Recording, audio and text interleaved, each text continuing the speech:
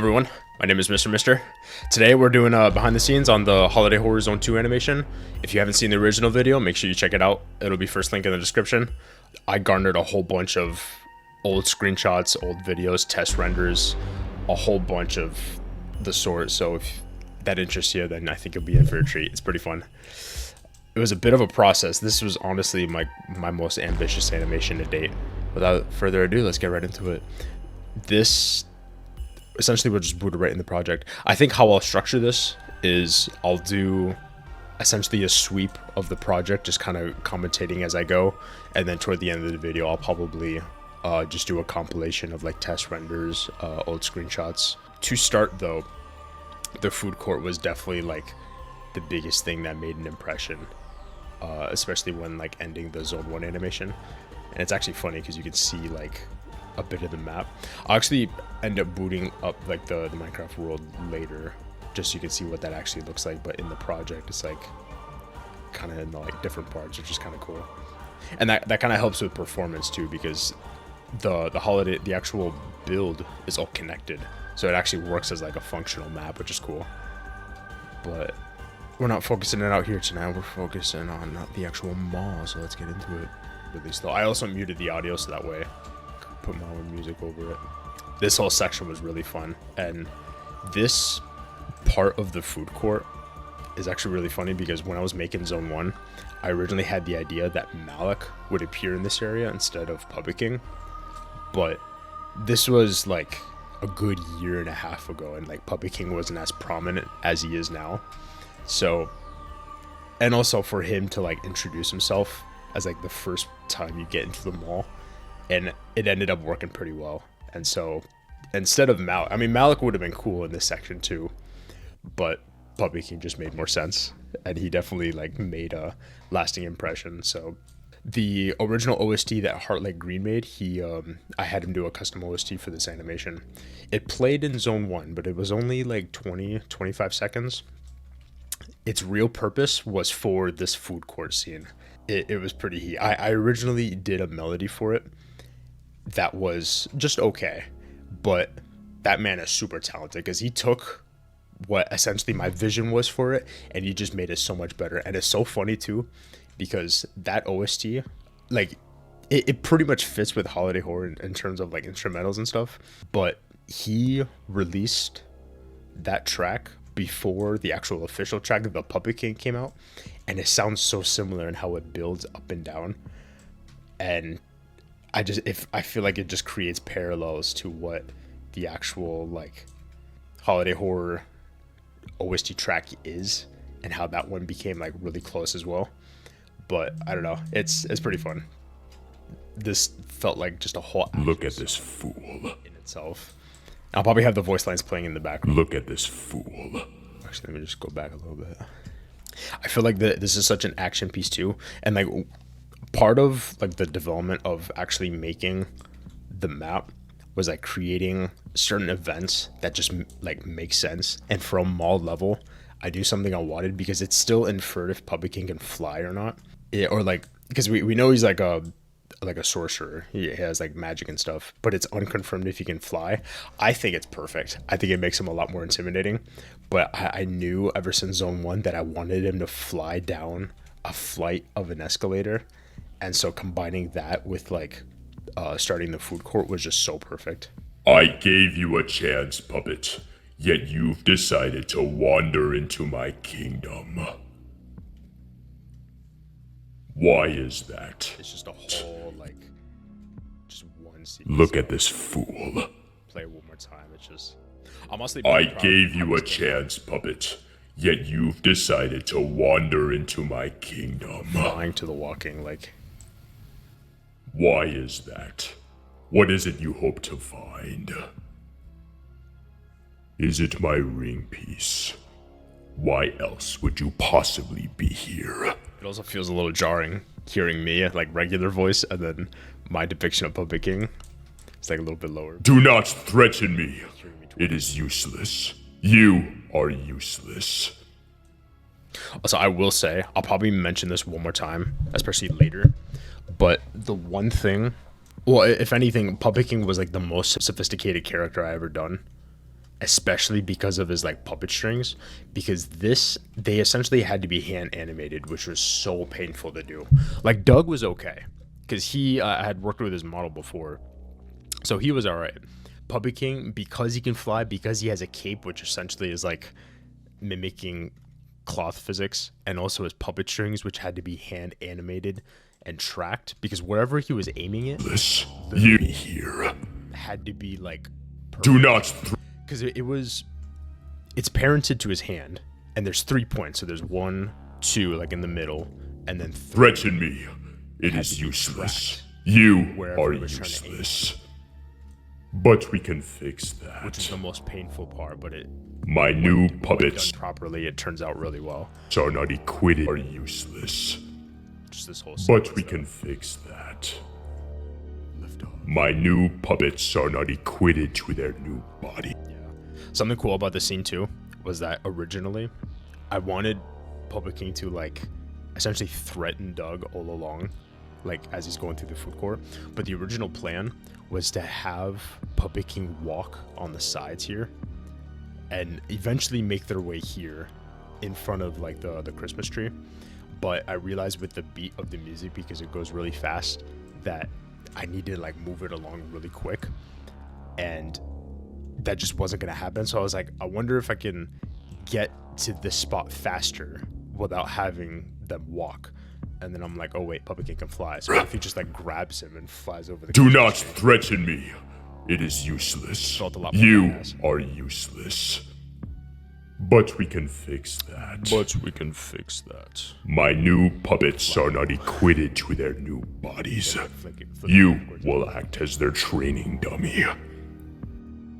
In the spirit with their roller's new really cool. bodies. That's pretty fun. You will act as their training dummy. In the spirit of Christmas, this is my gift to you. The shot we know where he's like kneeling in front of Doug, it faces this way. I had a premonition where the Christmas tree would be behind them, like this, but I kind of wanted to portray where Doug would be going next. So even though it's like holiday horror and it's like you see a Christmas tree and it's like Christmas mall, stuff like that, it probably would have been cool, but this ended up turning out better. And I also wanted the idea that Puppet King kneels in front of Doug and he's still taller than him. In Minecraft, Wither skeletons are like 3 blocks, and I think Puppet King is comparable to like almost 4 blocks. He's about 3 blocks tall, but with his, big cone head, he's about 4. Doug is about 2, which makes sense. But I know why you are here, puppet, and you will not find what you are looking for. very deep, very raspy. Now get moving. Then he runs off. Also, the cloth is another thing that I was like pretty proud of. Some scenes you don't really see the cape, but when you do, I feel like it just has to hit. So like a scene like this, it's like he's pulsating that energy and it's like hitting his cape. It's like just the little details like that we appreciate. That's pretty much this whole sequence for the food court, and that was that was all for the custom OST that Heartlight Green did. He did a phenomenal job on it, and it's finally cool that I get to use it in its intended form instead of just zone 1 for that 20-second scene. There's no audio for the mannequin, so they'll likely be quiet. But I also have the look but don't touch muted, so it's just a lot of extraneous sound effects. And then the teleport. Something that I wanted to portray, especially for this part, is that in zone 1, Doug is first introduced to Puppet King's strings, and it's more so, it's not like a stun, but it's very much a ranged attack. And so when used, Doug is still able to use his powers and stuff. So to get out of it, I like to imagine you can use Primal Fear, Vanish, or Teleport to essentially escape it. And so here, this is when he first realizes he can escape it, and that's something he'll likely utilize in zone 3, especially when Puppet King will be more combative in there. Is, oh, I can actually escape this. And so he perfectly dodges the mannequin coming right at him. Just whoosh, it's perfect timing. Interesting.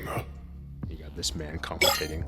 That's something I knew I wanted to happen too. Just Puppet King watching the entire thing and be like, oh, Interesting. he's learning. I think I did add shards. Yeah, there you go. But yeah, seeing all the objects come into frame, that's pretty cool. It's funny too because you don't see the mannequins running behind him, and you don't see them, so there's no real need to like see where they are. So like even this mannequin, he just like stops moving. You can anticipate he's still behind him though, and then he comes into frame a little bit later. At this point, it's going to be a lot of moving around the map because I mean it's just we're covering a lot of surface area now. This dive roll was something cool. Something I wanted to do, especially for the chase, was time it with the music. And so with the slow part of Look But Don't Touch, this just ended up working. And this is the first time he ever uses Vanish in the animations, because it always seemed a little weird to do, especially because the model isn't as like prone for like invisibility, which is why I don't want to do it too much, but it works. And I mean, you kind of depicted as such, because I see in the comments all the time people are like, oh my god, just use Vanish, just use Speed Boost, just use Primal Fear, and I'm like, that's no fun, but for certain sections it works. So he's like checking him and then go right back at it. This part was really cool though. Like, I knew I wanted him to jump with Primal Fear. I think the particles are toned down a little bit here. I think he's out of frame, so they just they out of frame. Boom.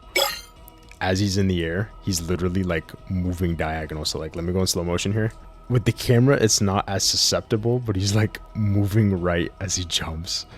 So he's like moving around the entire intersection here, which is kind of busted, but with the camera, you don't really see it. He like moves perfectly with the path, but it works. He's okay. And then runs backward for a little bit. I love that part too. Oh yeah, you have the mannequin just running into the wall. Getting a nice close-up of that. Bloop. Because something that's a little bit busted about the animation is that because it's based off a game, it's hard to explain what the mechanics of like the enemies are. And at least for this version of Holiday Horror, I like to imagine that when Puppet King has eyes on you, the mannequins become stronger. In that, because Puppet King, because they still work in a hive mind in that sense, when Puppet King sees you, the mannequins become a lot more powerful in that they're able to track you better. But some mannequins are still prone to, I guess, like dumbness. So like you'll still have some that will run into a wall, and because they're not perfect, mannequins are proven worthy enough, as you'll see with the mannequin that ends up killing Doug. But there's like, it kind of makes the mannequins their own character, is that because they're a swarm type enemy, some of them are more capable than others, and so some are able to rise to the top. Something fun about the map as well is that there's some Dark Deception level themed shops, I guess you could say. So like this one's Stranger Sewers, Mascot Mayhem. I think I'm pretty sure I did every single one of the levels. Like for the Fear Outlet section, there's one of Monkey Business here. There's one of Elementary Evil a little bit down there, but we'll see it. Deadly Decadence, that was this one, I believe. Yeah, it's fun. But yeah, you kind of just see like the previous level shops, even though some of them are hard to see, like the Torment Therapy one. That one definitely was. But it's pretty fun, yeah. Also, this section, you just have two big nutcrackers. It's pretty fun. They became like a last-second decoration, which was pretty cool. And also Puppet King just like sitting up top here. The mall is pretty big, come to think about it. This is another shot that I knew I wanted to happen ever since Zone 1, is Doug running with two lanes here, and then him just collecting shards with it as well. It's like if I turn on the active cam, it's a pretty good example of that. I think that's so badass too. As he's running, he's just like collecting shards with it.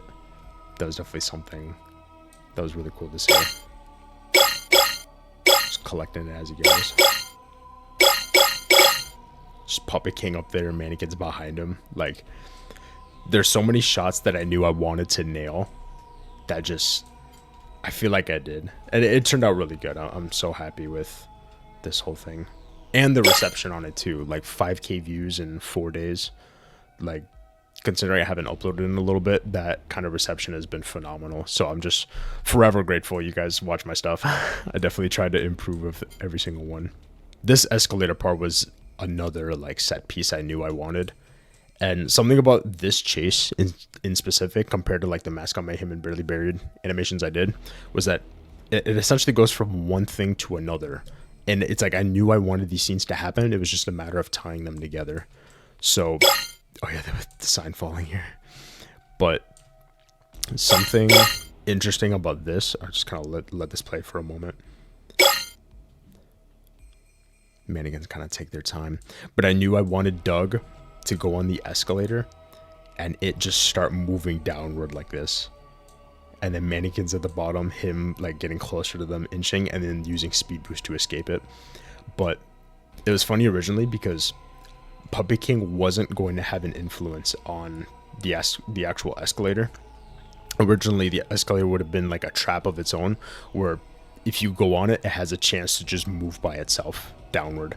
And so originally, when I didn't have Puppet King, it was hard to convey that it just happened. It just seemed sudden that all of a sudden it was just going down. But I think it's a lot more badass that Puppet King influences it because he was always lurking in the background. And so now he's doing it directly. Essentially like cheating, but I mean, you're in hell. So I mean, get what you deserve. Which is fun. So it's coming down quick. That's a little shot of the escalator below ground. It's literally like the escalator, the way it was done, it was literally just like blocks instantly teleporting with each other. Like if you go on the timeline, it's literally just them repeating this motion over and over again, which turned out pretty good. You can like make an escalator as long as you want, just as long as you copy these blocks in that formation. Now this scene, especially when it's timed with the music, it was so like, I remember when I first finally completed this section, I was like, oh, this part is so cool. Especially because Puppet King's influencing it, like with his strings like that. It's just so sick. Everything you see is like, it's just, it was planned to happen. It was just one event after another. Crashes down. Actually, I have a time lapse. I'll probably throw that up now. But this section took, I think I animated it in like 2 hours. That whole turning around section. And he essentially was copying the same movement. It was just a matter of like making sure you didn't clip through the ground. And I think I did a pretty decent job from like deactivating speed boost to turning around him and then having to continue running. But yeah, very, very proud of that section. I didn't do too many time lapse animations because it's essentially, it's a matter of recording and then having to stick with animating like for an hour or two at a time. Because if you do it for like 30 minutes, you won't see that much progress, especially because if you run it at 100 times speed, you really won't see much. But no, this turned out really sick. And then the mannequins follow behind him. The idea was like, especially for this part, was to have the mannequin legs come above the camera like this, and then you still see him running in the background. It turned out really good. Especially because one of the last things I did was animate the mannequins, because I had Doug and Puppet King.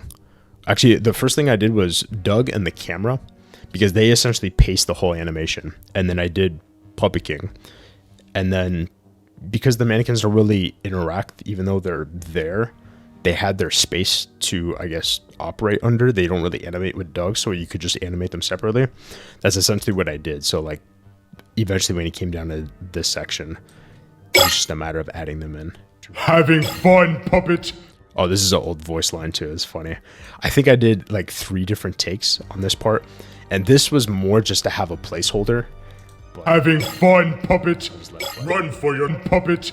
Run for your life! You are not done yet! Feels so weird. I'm gonna play one more time without the camera. But having fun, puppet! Run for your life! You are not done yet!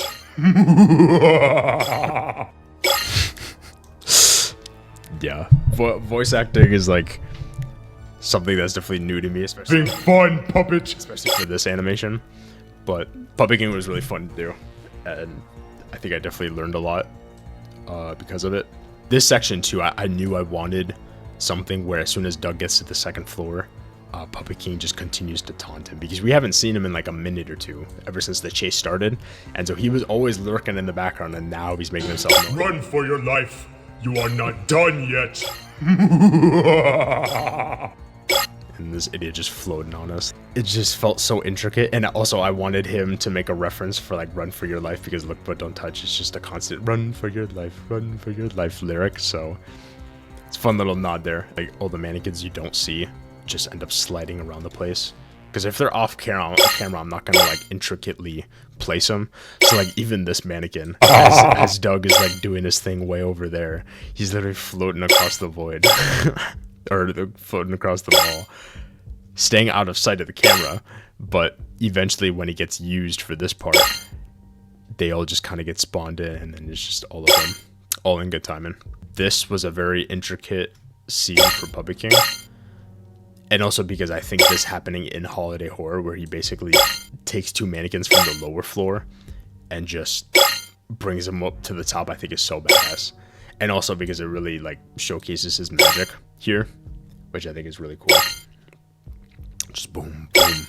Actually, let me get a good shot right here.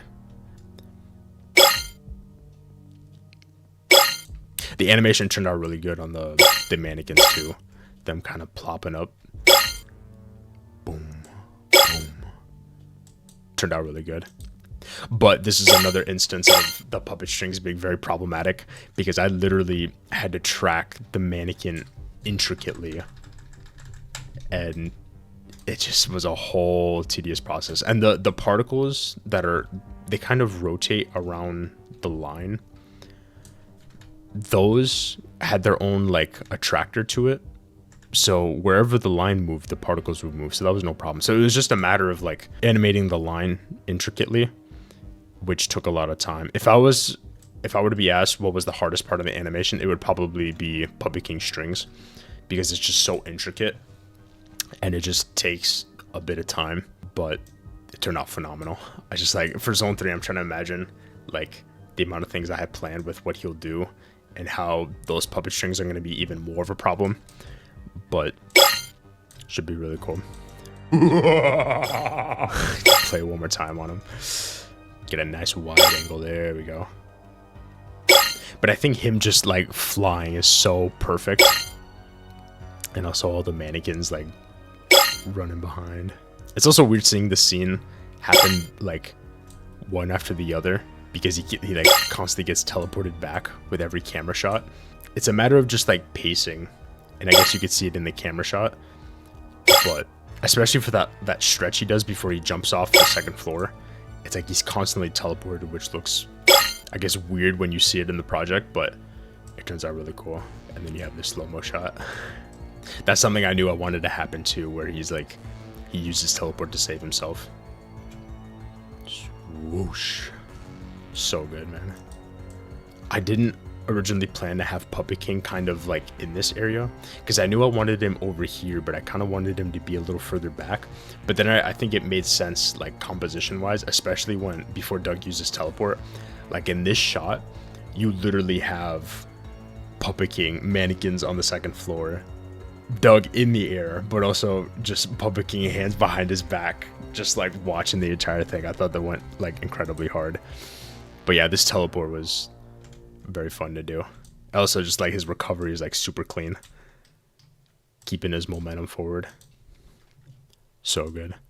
Swoosh. Kind of feels like a Portal-esque recovery, how it uses his gravity from like almost face planting to finally being upright. But it's pretty cool. Something I do want to mention too, and I'll probably put this on screen right now, is that there was an animation of like Dream's best moments, the Minecraft speedrunner. There was an animation this guy did, and this scene looks very familiar, where Doug, it's essentially this shot right here where he's putting his hand out and he uses teleport. There was a shot in his animation that he did which looks very similar, where he's crafting the boat mid-air as he's falling on the crafting table, and he uses it to save himself. I loved the composition of that shot, and I really did use it as inspiration right here when he uses teleport. to save himself. I'll probably do like a comparison right now, just like letting it play side by side, because that was definitely like an inspiration for that part, because I saw that animation, and first of all, that was just beautifully made, but definitely wanted an aspect of that for this animation. It was pretty cool. And also the infamous death sequence. Some people are like, oh, why didn't he just like use the power here? And it's like, we're 5 minutes into the animation, and it's like, if you're immersed enough, and he was also like running for the past 2-3 minutes, it's like he just escaped all the crap on the second floor, and he just barely saved himself from fall damage from there. And Puppy King was talking to him in the background now, so he looks behind himself, but he doesn't see the mannequin coming up on him, and then he just gets shocked, and he's like, oh shoot, gets lifted, and he got like punctured in the chest. That's gotta hurt. And so this, he's just going through it. Also, minor blood warning, I suppose. But it's funny seeing this and then the actual scene, because they do jump around a little bit between the mannequin and Doug, especially for this part, because Doug kind of like gets placed and then he kind of gets moved out of sight, like right here, just for like the camera shot. See, like the mannequin's over there now, and then the actual decapitation.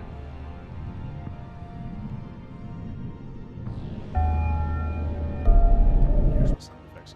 I actually wasn't sure if I was gonna add blood at first, but I figured it's like fantasy violence, it should be okay. There's a lot of blood though. Look at that.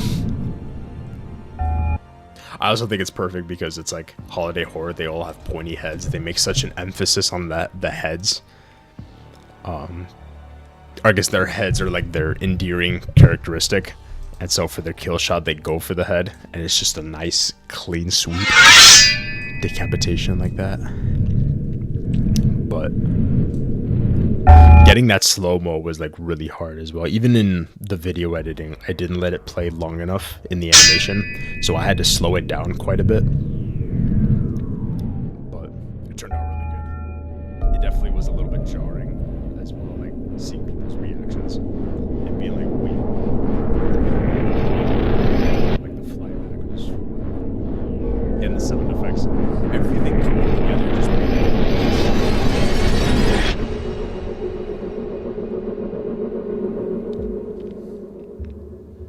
And it being a good way to end the chase, because as intense as that was, you needed something to kind of break the tension, and I think him dying like that and then moving all the way back to the beginning was a really cool way to do that.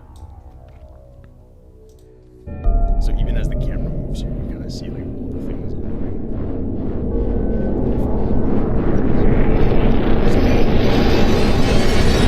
This was all one project. At least the first half, the Fear Outlet stealth sequence part was a different project. But you have like floating mannequins around here. But yeah, I'll end up showcasing a lot of behind the scenes screenshots of like stuff happening during the chase, and you'll see like the difference in quality. But the lighting also changed like 2 or 3 times throughout, and so we ended up going with this final version. Yeah, turned out pretty good. That's pretty much a lot of the chase. I mean, everything after this is just like a time lapse essentially. Actually, there's a mannequin here, but he's not supposed to be there, but you don't see him, so it shouldn't matter too much. Essentially, this is where the time lapse takes place, and it's just like little scenes of Doug going wherever. Something that's perfect for the animation as well is that because it feels like a movie and not a game, it's more so letting every OST get its time to shine. So like Look But Don't Touch ended up replaying like twice, I think. And Silent Shopper, it played, but then it got cut off. And so now this is its chance to kind of let it breathe and have its own like section. And that's kind of what this time lapse is for. It's so that you can essentially just experience every OST. What's the speed boost? He doesn't really go anywhere. If anything, he crashes into the wall, which is funny. It's like, Doug, watch out. It's funny. Yeah, it's essentially him just kind of like going through different hallways or deadhead.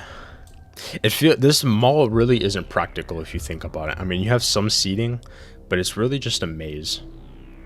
Not so practical, but for like an actual level layout, pretty much. This was going to be the barely buried house, as in like level house, but you don't really see it because it's in the flyback to the beginning, so it's kind of brushed upon. But here it is now. This is the crazy carnival house too. It's kind of funny.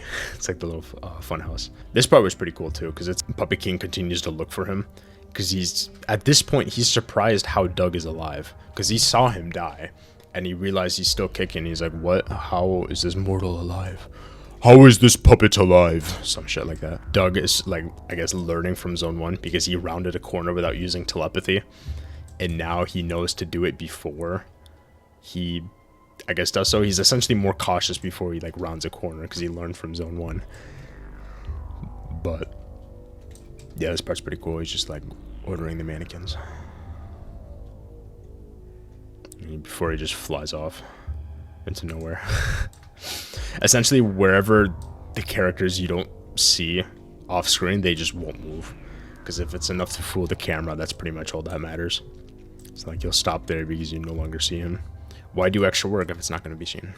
And also, like, this set being like next to an escalator of a mall, and then the Christmas tree in the background, like, just this whole area is like so holiday horror ridden. It's fun.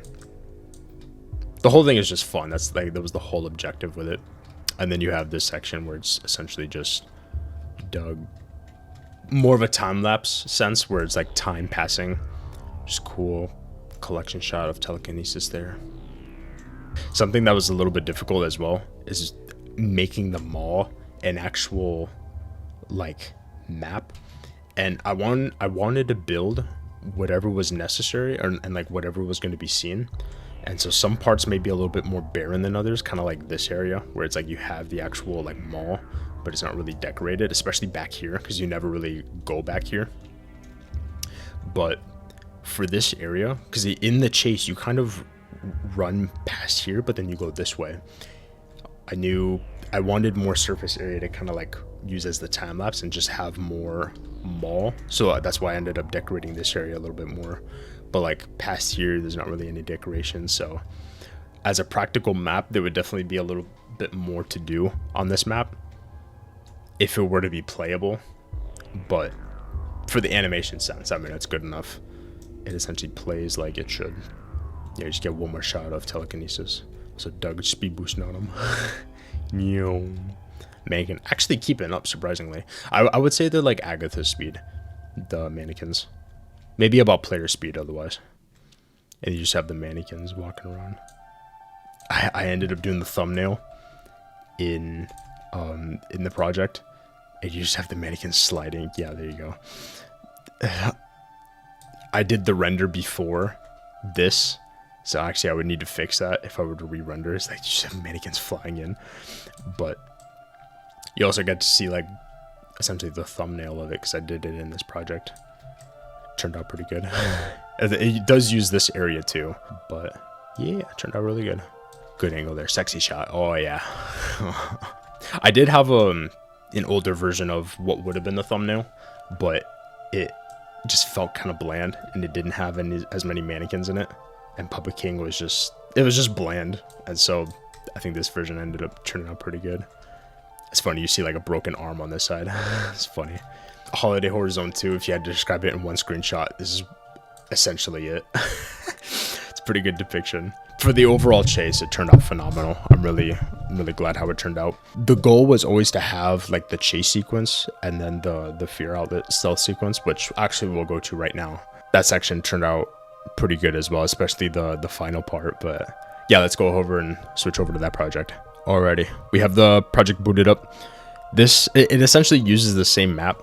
It's just very, I guess, secluded, because you have the actual like chase going on in like this area, and then if you just go a little more to the right, this is where you have the whole section here. So it's all one map. It's all very connected. It just takes place in different parts. But the section we're going to is over here. I'll actually go ahead and mute the music for this section. But something I wanted to do as well was after the chase was kind of after the time lapse of Silent Chopper, just have Doug go through different like posters in the mall, and it became perfect because there's two prominent, I guess, community member Discord servers. That being Monsters and Mortals VC, and also another one called AMG. Pretty cool servers, I would recommend. A lot of cool people in there. On top of like different posters like that, Doug just kind of like making references to them. Essentially promote Minecraft mascots as well.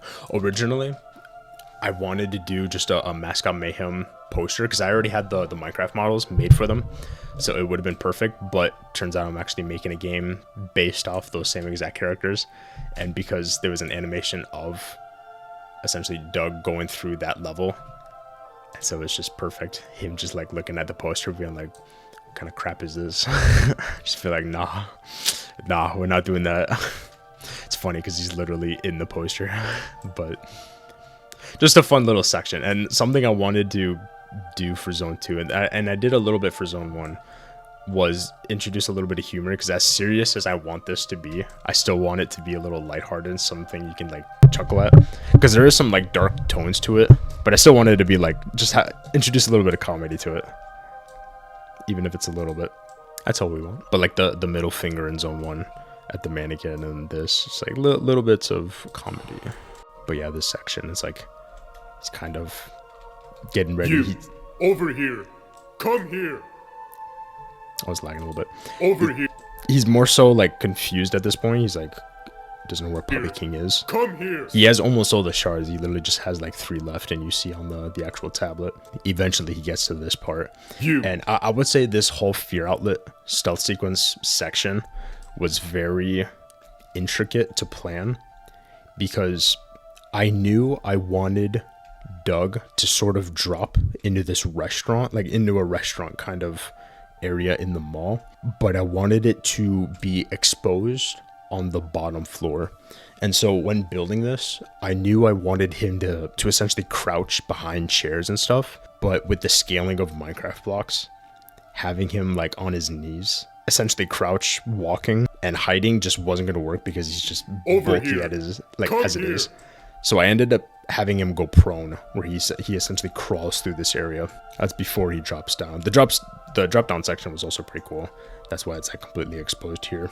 We also get to this pretty cool shot where, honestly, I will credit Kreenox for this whole area. He helped me build the map.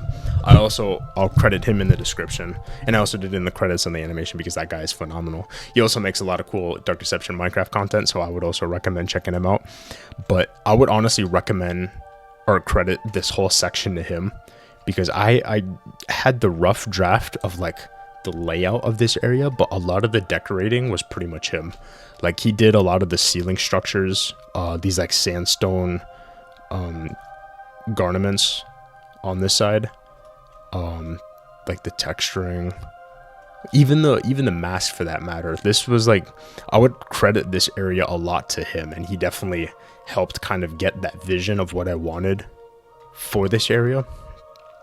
And something I had in mind before I even made this was that it would be a little bit bigger.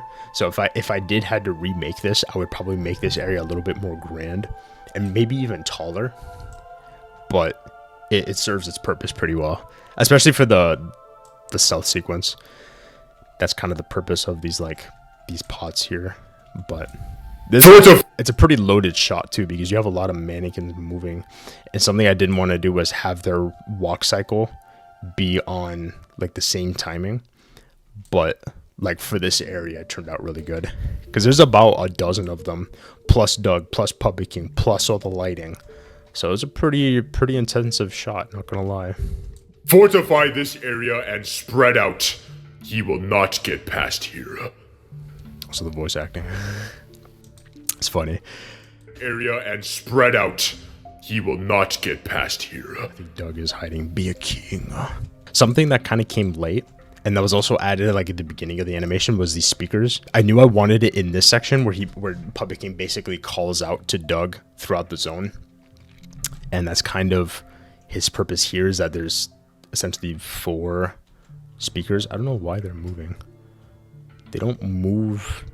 What? I'm confused.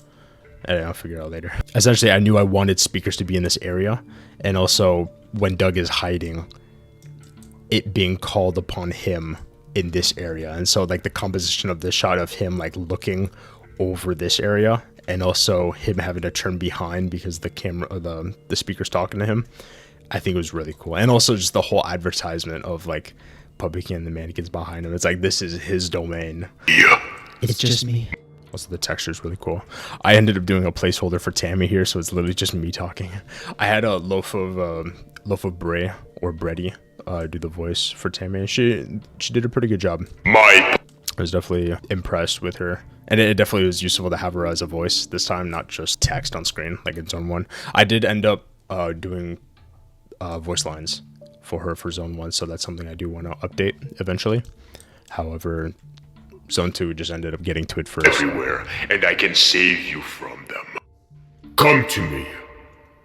I will be waiting. I just love the voice there. Puppets are everywhere, and I can save you from them. I ended up using like a radio filter to kind of like get it in the background, but also that it's still coming through the speakers. And also the mannequins kind of just get jumbled here, which is funny. I will be waiting. Just sliding around.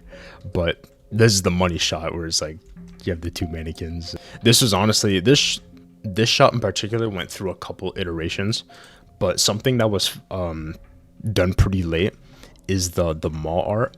And I actually had Marshall.jpg help with a lot of it. He did a phenomenal job. This one's pretty cool, but he also did another advert for Minecraft mascots. This turned out really good. I mean, like, he looks kind of crazy there. But it was actually convenient having this like construction, I guess, storage unit here in front of Minecraft mascots, because the game is still being worked on. So it's like a cool implication that the game is being worked on. So it's like his character is like hidden behind it.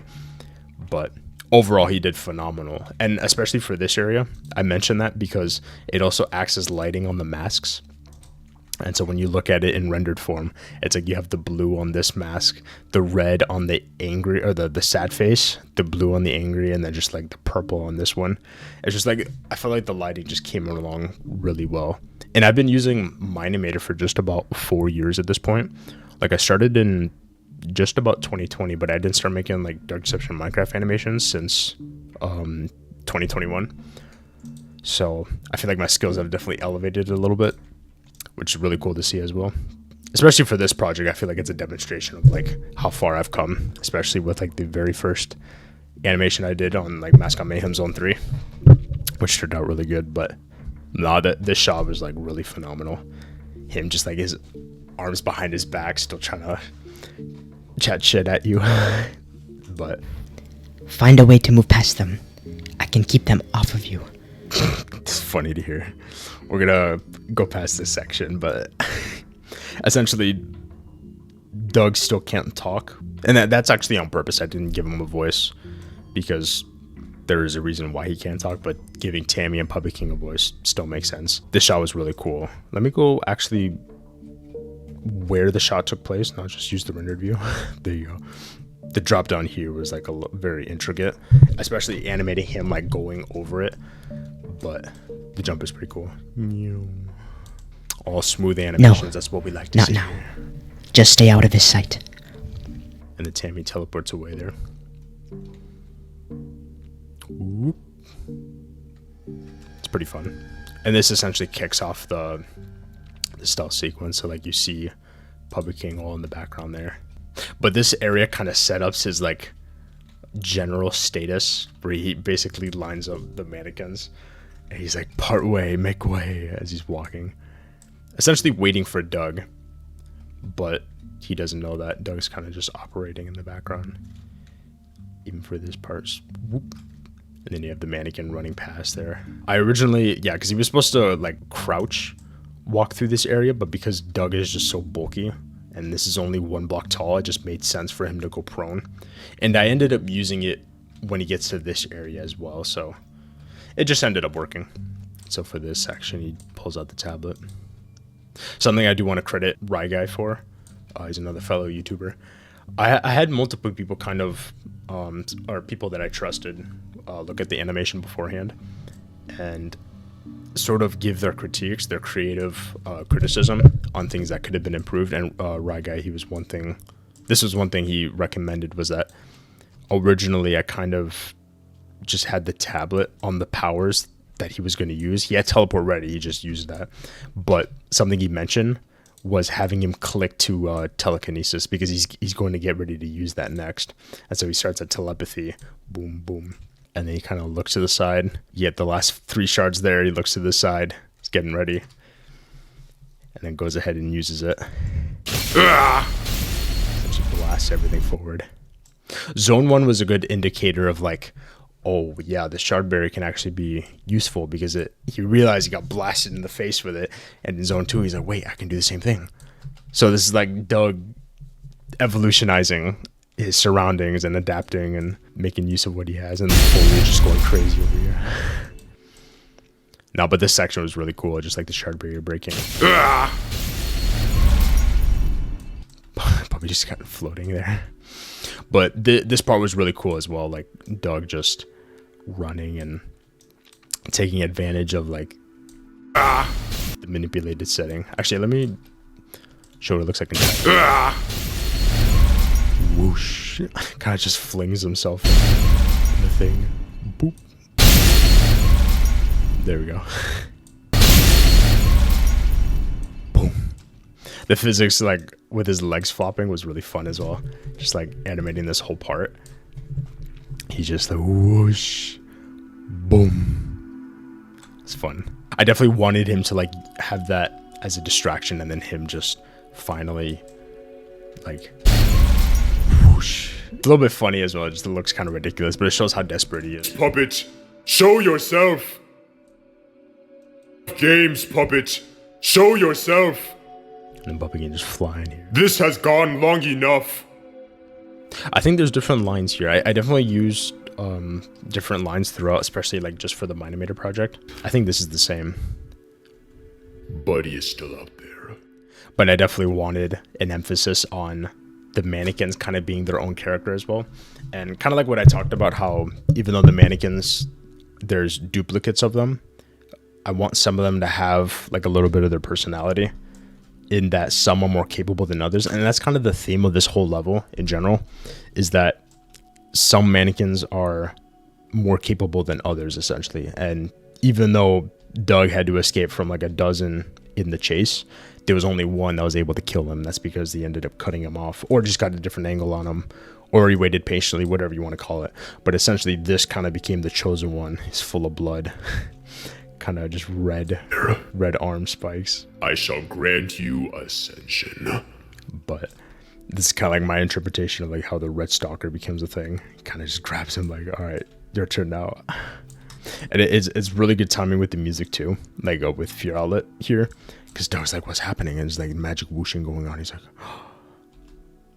oh my god, beautiful. You got the 4 limbs. Like, animating these guys is going to be nuts in Zone 3, simply because I plan to have different run cycles for them like crawling and running. But they look like a starfish here, bro. What the heck?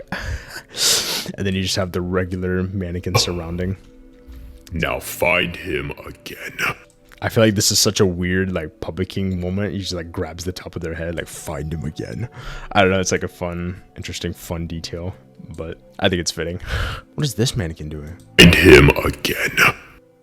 Oh, he was, like, getting ready to walk. Okay, I was, like, started, like, getting jiggy with it. That kind of kicks off, like, the second phase of the cell sequence, where a lot of them are more prone, now that the shard barrier is broken. And so Tammy coming in is kind of perfect, because that's when essentially her role kind of comes in and like showcasing her capability in the level, because she did say she would help him in Zone 1, and this is essentially kind of her playing that role. Get rid of the ceiling structure there. There's definitely like a lot of moving parts, and I remember starting this in May of 2024, and I think I got done with a lot of the bulk of the animation in like September or October. But it was just a lot of polishing, like especially with the mannequins, having to place them in intricate areas. You are mine, Puppet. Come here. Also, a little different voice line there. You are mine, Puppet. Come here. A little What? fun too because you have like the mannequins aiming, and then Doug is just crawling past. You are mine, puppet. Come here. Like, don't mind me. What? How? Where are you, puppet? And then you have the Red Stalker coming in here. I have an old test render that you'll probably see when that plays a little bit later. But originally the Red Stalker was just gonna stand still and then just run. But I think I would give it a little bit more tension where he goes on all fours, and then Doug's like, "Oh shit, does he see me?" And then he just lunges away. Gives it a little more oomph, a little bit of like creepiness factor to it. Yeah, I can't wait to work with the Red Stalkers in Zone 3. They're gonna be like insane. Especially because they have a mechanic that I didn't introduce here that they will have. But yeah, they look freaky. And now we're at the infamous slow motion part. Even with Zone 1, this is a section that I knew I wanted to happen, in that Doug goes through all he does in Zone 1 and also Zone 2, but also like through the stealth sequence. Essentially, Puppet King is losing control more over time because it starts with Doug not staying dead, but also Puppet King not knowing where he is, and his mannequins not helping either. He's like, what is happening? And so finally he makes this last remark. He's like, guard the entrance, it's the only way he can get in. And then all of a sudden he sees him and he's like, he's here, stop him. And it just, He is here. Stop him. I think there's a little different voice line as well. I'll just let this scene play. Go ahead right here. He is here. Stop him. You are mine, puppet. And you have the entire slow-mo part. This scene was very intricate too because it introduced a lot of different mannequins protruding in different areas, and it wasn't difficult, it was just very time consuming, Puppet! having to animate in time every single one. But this section turned out really good. Swoosh. A main part was just kind of like tying the music together, but that was always the idea, is that the paradigm shifts, especially with Doug and Puppet King, because if you contrast the very beginning with like the food court section, how Puppet King was in control. I mean, he always was ever since like Zone 1, and now Doug essentially like retaliates. The dynamic, especially in Zone 3, because Zone 2 you had Puppet King sort of in the background influencing stuff, you know, pulling strings and whatnot. But in Zone 3 he's aiming to get rid of Doug, because he's like, you're not supposed to be here, you crossed the line at this point. So I think that's what's going to make his presence a lot more interesting, is that this time around he was more lenient on just like letting him move around for a specific purpose. Yeah, that was essentially the whole Fear Outlet section stealth sequence. It probably was a little bit problematic that I used Fear Outlet instead of like as a zone theme, kind of like what it's actually going to be used in the game. But before that OST was confirmed in that placement, I always had this idea for Fear Outlet being used as that stealth sequence, and because I lay out the sequences well enough for it to work. But I think I did a pretty good job. What do you think? And especially because it's in animation form too, it's not like in a game. If I were to make a game on it, I think I would definitely use Fear Outlet for its intended purpose. And also I would need to rebuild a lot of this map because it just would be incompatible. But no, it turned out really good. We're gonna switch over to one more project. It just has like little props inside of it. There we go. Essentially this was like a blank project. This is kind of where I did like test renders and stuff. This is also where I made some of the posters for Puppet King as well, and a few of the mannequins as well. What I want to do, there we go. This is essentially how the renders were made. It was kind of just like portraits of them. It is also where I kind of like would test animations and stuff as well, and just sort of like lighting as well. Turned out pretty good. It's Puppet King rotating. But little minor stuff like that, Soul Shard, like the posters and all that, not too bad. A bulk of the animation was actually done in the project, but otherwise it was kind of just checked out here. But yeah, it turned out really good. I think what I'll do at this point, because I already went through the projects, is go ahead and showcase a whole bunch of developmental screenshots. I don't think I'll be on screen for the rest of the time. I just want to say, if you made it this far in the video, thank you so much for watching, and for checking out the original animation.